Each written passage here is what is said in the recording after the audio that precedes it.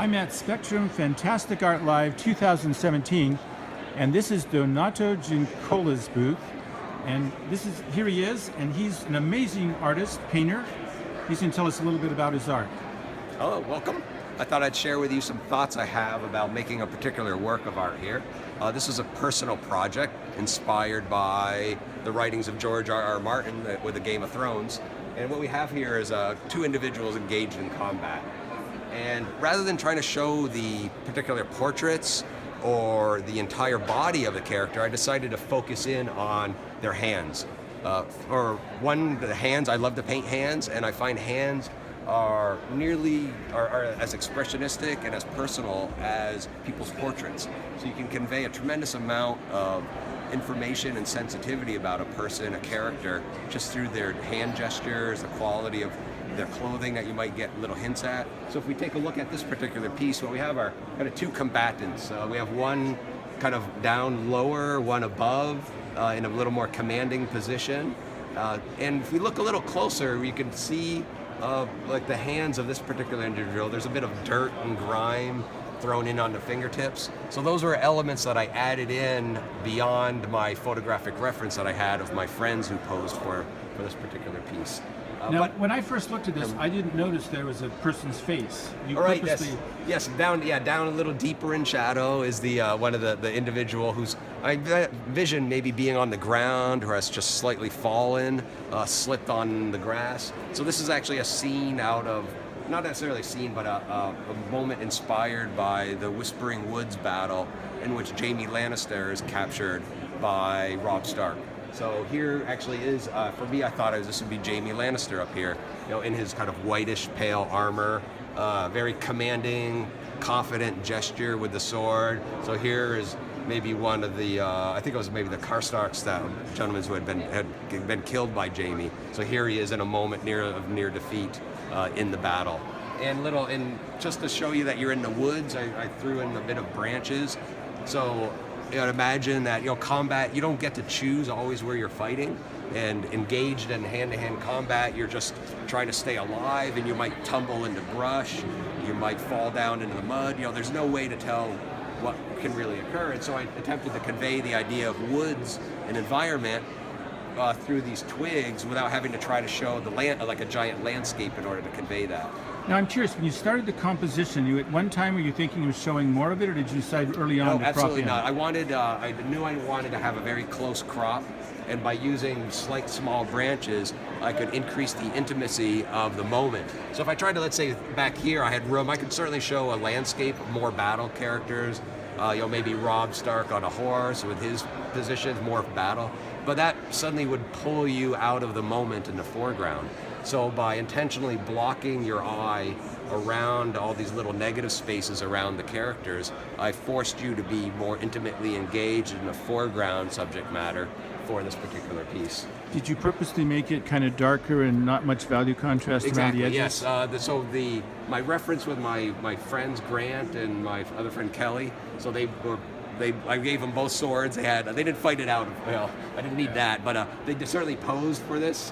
And with the reference that my photographs were very bright. There's a lot of light. The light extended very much beyond the focusing area. And so I intentionally, when I went to paint this, I decided to drop off those values, make choices about value that allowed a silhouetting structure to occur more in the interior, the central portion of the composition, in order to exaggerate that focusing quality of where the steel and hands come together, rather than trying to overly embellish the armor or the clothing, or even draw out the face of one of the individuals here. So how many hours, days, or weeks did it take you to create this, would you guess? This is approximately, the drawing was a single day to execute after I had my reference. And then the painting itself, I think I spent approximately 5 days working on the painting. And if you look very closely, if you get the camera, you can see some nice, really, what I love doing is these saturated shadows, getting these really red and yellows and oranges into the shadows of the flesh, and being able to contrast that dramatically with some of the cool colors and like the near bluish grays and browns for the back of the hands that show the idea of mud or of fatiguing. Now, I know you told me when you took a photo of it, they didn't have the grime in their Oh fingernails. no, certainly not. And now No. you had to make that up. If you had trouble making it up, would you actually go to another photo again? Or? Well, I made it up based on my knowledge of looking at other grimy hands. Oh, you did So look at yeah, other so in a photos. way, I didn't look at it for this one because I already knew how to make my fingertips look dirty. Because I had already looked at other photographs and painted other grimy hands. So when I say make it up, I actually refer more to recalling instances of repainting or seeing it from life in other photographs. Likewise, like I made up the armor on Jamie here, these little plates. Right. But that's after looking and painting dozens of other knights in armor and knowing how to do the slats and the plating of skirt chainmail or skirt plate mail and such. So yeah, really, I don't make up things when I get to the painting. I'm always like the branches were branches of an old bush that had died in our backyard. And so I saved these, I brought them up, and I've had them in my studio for months, and I found now an excuse to put them into this painting. Cool. So these branches, even though they're not, no particular branch looks exactly like what I utilized in, from the real life, they informed, looking at the real branches informed how to do the twisting, how much color I can maybe utilize from those elements. So you had the real branches around as reference. Exactly, that yeah. Inspired you. I did, yeah. I set them up right next to the easel as I was filling in these spaces, looking at the real branches, picking and choosing certain aspects of those elements, and then keeping in mind that I needed to definitely drop off value and structure. Even up here, the upper portions of the branches are very gray. So those are artistic choices, but they were based on being informed by real life observations.